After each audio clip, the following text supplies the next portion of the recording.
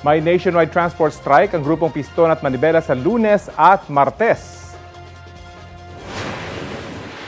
Gusto po namin na maibalik sa amin yung aming 5 years validity ng aming mga prangkisa. Susunod kami sa modernization program, pero except dito sa dalawa na consolidation and pagkuha po ng mga mamahaling modern units na galing po ng China.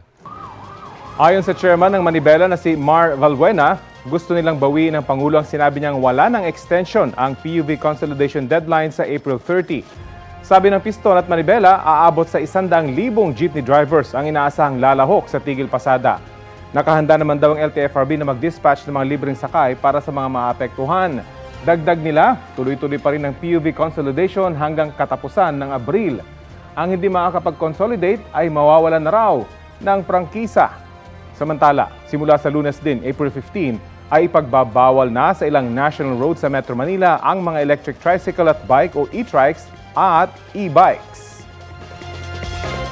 Kapuso, alamin ang maiinit na balita. Bisitahin at mag-subscribe sa GMA Integrated News sa YouTube.